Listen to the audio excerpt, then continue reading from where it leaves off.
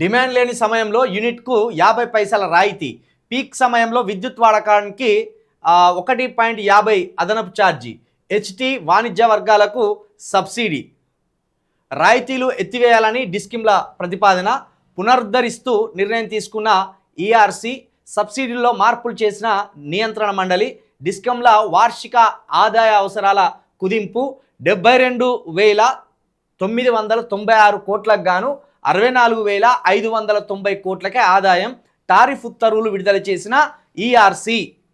Demand లేని సమయంలో యూనిట్కు 50 పైసల రాయితీ ఇచ్చిందట.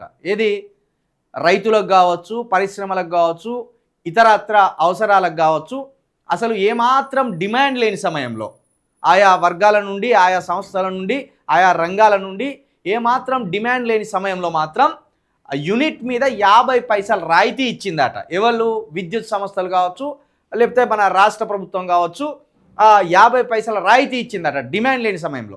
ఇప్పుడు ఈ కష్టకాలంలో, ఈ వేసవి కాలంలో, ఈ కరెంటు సరిగ్గా అందని సమయంలో, పైగా ముఖ్యంగా వ్యవసాయానికి అత్యంత అవసరమైన ఈ ఎండాకాలంలో మాత్రం యూనిట్ మీద రూపాయి 50 పైసలు అదనంగా ఛార్జ్ వేస్తానులట. ఇంత దుర్మార్గం ఇది.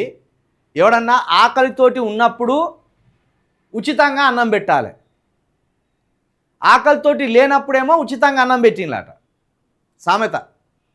ఆకలితోటి ఉన్నవరా అంటే పైసలు ఇస్తేనే అన్నం పెడతా అన్న కాడికి వచ్చింది. సేమ్గా ఇప్పుడు రాష్ట్ర ప్రభుత్వం కూడా వాణిజ్య వర్గాలతోటి కావచ్చు, రైతులతోటి కావచ్చు, ఇతరులతోటి ఆడే గేమ్ చూడుర్రి. విపరీతమైన డిమాండ్. ఇప్పుడు కరెంటు చాలా అవసరం ఇప్పుడు ఎండాకాలంలో.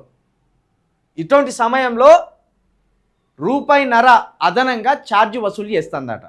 మరి ఈ ప్రభుత్వాన్ని ప్రజా సంక్షేమ ప్రభుత్వం అనాలా, ప్రజాభక్షక ప్రభుత్వం అనాలా?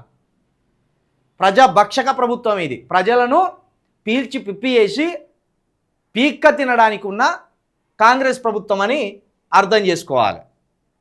ఇదేం దుర్మార్గమైన ఆలోచన ఇది.